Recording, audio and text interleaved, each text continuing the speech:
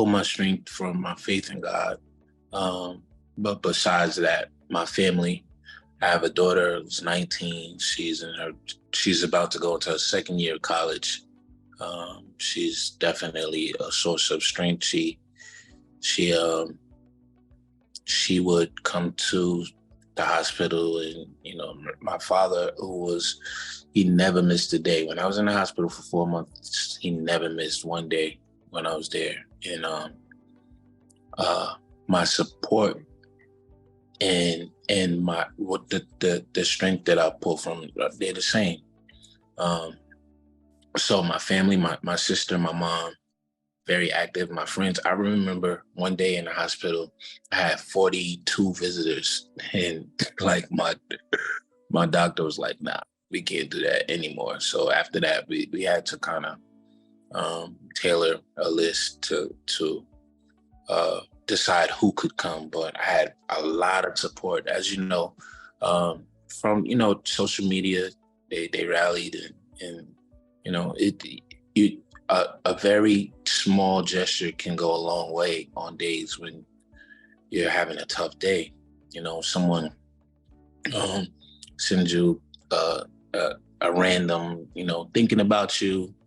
Do you need anything? Those things go a long way. So when I got diagnosed, we had my family, we had just lost my brother to pancreatic cancer, like literally a couple months before.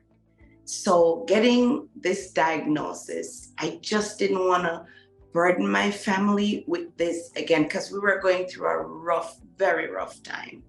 So my sister was my confidant. She was my rock. My family, they knew I was sick, but to the magnitude of illness that I have, they did not know. And I purposely kept it like that. And I just wanted my circle to be just myself, my sister, my neighbor, who followed me to every single appointment. To this day, she's like, when is your next appointment? Even if you don't think that it makes a difference, I just put a card in the mail, or I dropped somebody a note, or just left them a voicemail or a text message.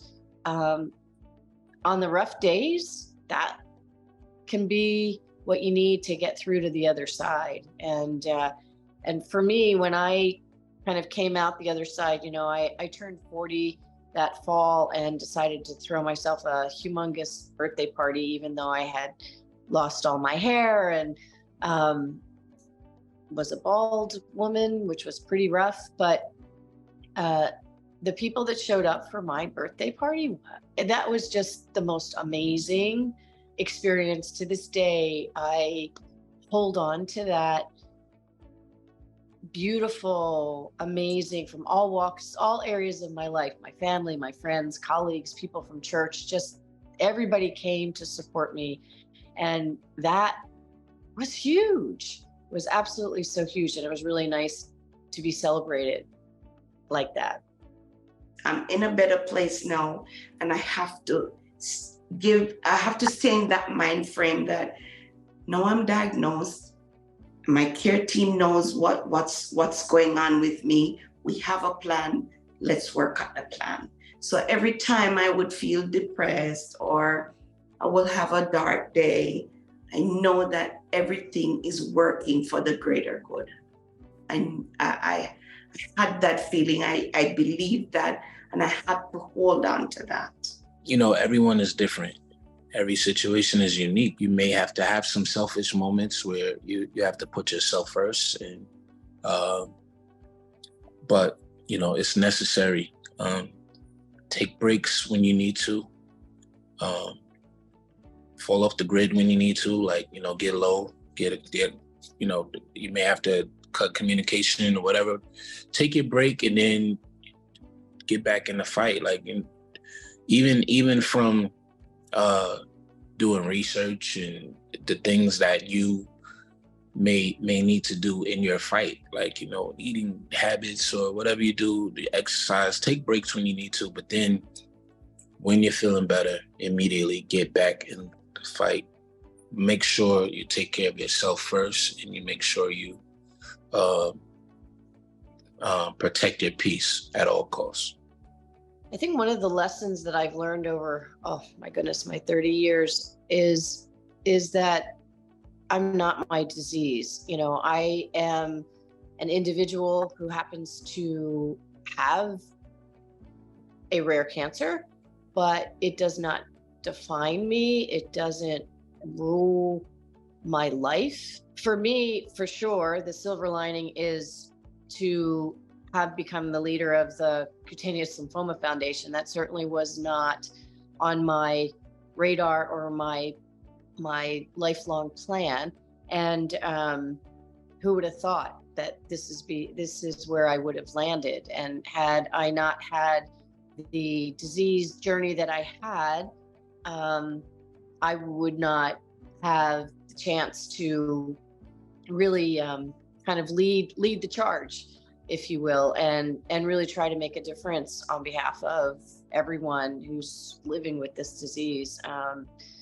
And meeting other patients, meeting families, getting to know the clinical community has been huge. And I just feel so blessed and lucky. Yeah. I think when I was being in this dark place, and then when I got diagnosed, suddenly it opened a new world for me. I remember my oncologist telling me, you have to meet this lady. Her name is Susan, which is you, Miss Susan. You know, you have to meet with her. And she's also a patient. And it opened a whole new light when we went to the conference, seeing these amazing doctors doing all these research. I feel so blessed to be a part of this. I don't take it for granted. Well, for me, I haven't been able to speak on a larger scale as Miss Susan or Miss Carole, but for social media, for me to be able to fight openly and expose people to what they may have been dealing with for some time, or they may have heard of, or they may have saw, but you know, they didn't know what it was, or maybe their doctors weren't able to give them a proper diagnosis. So to fight openly and to be able to encourage and inspire people to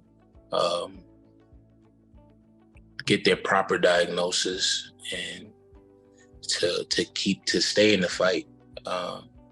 That may be my only silver lining. Yeah. I so applaud your courage, because I think to go out on social media with a challenging and very visible disease takes a huge amount of courage, and to put yourself out there for other people makes such a difference. And you never know how what you share has an impact for someone that you will never ever meet. Being able to show your experience so that others don't feel so alone is huge.